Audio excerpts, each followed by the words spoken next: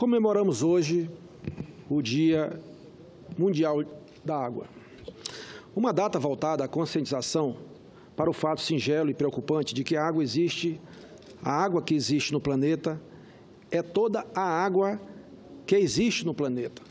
Ou seja, a água não é produzida, ela é um bem finito.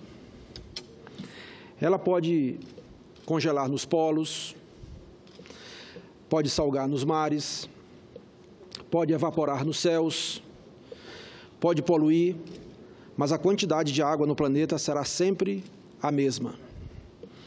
O que muda, e de maneira drástica, é a demanda humana, cada dia maior. Por isso, é previsto que no futuro haverá sérios conflitos em razão da garantia deste recurso natural. Outro dia, aqui mesmo neste plenário, eu vi a emoção dos 3 senadores da Paraíba com a chegada das águas do São Francisco no sertão daquele estado. As imagens são impressionantes da alegria do povo de Monteiro com a chegada das águas. Mas não é só a escassez um problema. Eu venho de um estado, o estado do Maranhão, que tem 12 bacias hidrográficas. No meu estado, estão 60%, senhora senadora Simone Tebet, de todas as águas interiores do Nordeste. Temos mais de 5.000 quilômetros de rios perenes. E, no entanto, enfrentamos problemas graves de assoreamento de rios e de uso indiscriminado e desregulado dos nossos corpos d'água. Depois de amanhã, sexta-feira, dia 24, portanto, na semana em que se comemora a água no mundo inteiro, estarei promovendo em São Luís um seminário sobre a revitalização dos rios maranhenses e suas nascentes. Ele faz parte de um amplo programa que criamos intitulado SOS Águas do Maranhão. Especialistas na questão hídrica, empresários, agricultores, entidades da sociedade civil, técnicos da Codevasf, a presidente da Codevasf, doutora Kênia, o ministro do Meio Ambiente, Sarney Filho, da Agência Nacional de Águas e outros agentes de governo estarão debatendo conosco os caminhos para enfrentarmos a grave questão da agonia dos nossos rios, das nossas águas maranhenses, que a grande maioria é água amazônica também. Ano passado, desenvolvi uma campanha pelas redes sociais, que produziu um relatório fotográfico sobre a situação das águas do Maranhão. Internautas de todo o estado contribuíram enviando fotografias que revelam as perdas enormes que os recursos da água vêm sofrendo. O seminário desta sexta-feira, que irá também ser feito em outras datas, serão ao todo, durante esse ano, cerca de meia dúzia de seminários em todo o estado do Maranhão, um estado muito grande, que é maior que o estado de São Paulo. Este seminário, que irá também ser feito no interior do estado, é um dos frutos desse trabalho coletivo que fizemos ao longo de 2016. Nunca é demais lembrar que a crise hídrica pode afetar de maneira brutal milhões de pessoas nos grandes centros urbanos. Foi o que aconteceu em 2014 e 2015 na região metropolitana de São Paulo. Estamos falando de 22 milhões de pessoas afetadas, senhor presidente.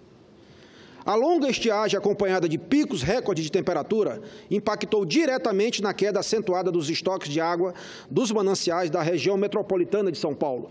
E o sistema Cantareira foi o mais atingido.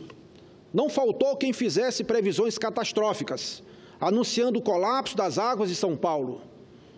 Foi aí que entrou o enfrentamento sereno e seguro do governador de São Paulo, Geraldo Alckmin.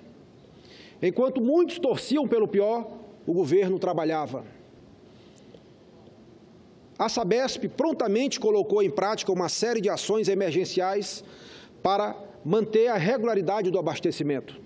Foi implantado um bônus aos consumidores que economizassem água. Em seguida, veio o ônus, mantendo os perdulários, multando os perdulários. Foi um período marcado por grande mobilização da população, que compreendeu a situação e passou a poupar água, vigiando o desperdício. Também foi feito um largo combate ao desperdício, com a redução estratégica da pressão das redes em algumas horas do dia. Centenas de pequenas obras de ampliação de transferência de água entre sistemas de abastecimento foram executados. Enfim, uma conjunção estratégica de esforços que resultou em um sistema muito mais estruturado e capacitado. Um bom exemplo de ousadia, com a construção de barragens, canais, tubulações e bombas flutuantes. A experiência do uso dessas bombas foi tão exitosa que hoje elas estão atuando para acelerar a chegada das águas do Rio São Francisco, tão falado aqui hoje nesta tribuna, beneficiando os estados da Paraíba e de Pernambuco. Essas bombas foram transportadas em 34 carretas, numa jornada pelo país, e foram instaladas no reservatório Braúnas. Elas anteciparam a chegada das águas em mais de 25 dias, coisa que poderia acontecer só o ano que vem, em razão da realidade da região. E a chegada das águas no sertão beneficiou, portanto, milhares, centenas de milhares de famílias nordestinas. Aliás, faço aqui esse registro, senhor presidente, senhores senadores, como nordestino, pois parece que o governador Alckmin evita dar publicidade aos seus atos. Hoje mesmo, para concluir, soube que ele também está trazendo bombas hidráulicas para amenizar o problema de Brasília. Elas irão operar no Lago do Paranoá. Sem contar que, antes disso, o governador Alckmin já havia feito um acordo com o governo federal e os estados de Minas Gerais e Rio de Janeiro, pelo qual viabilizava a interligação das bacias do Jaguari e Itibainha. Ou seja, o governador mostra que a questão da água está muito acima das disputas partidárias. É uma questão humanitária. Por fim, eu concluo dizendo, ele passa uma poderosa mensagem de que, quando se unem, os estados podem fazer mais pelos brasileiros. Afinal, somos um país só. Faço aqui esse registro e uma homenagem ao governador de São Paulo, Geraldo Alckmin, no Dia Mundial das Águas, para que a história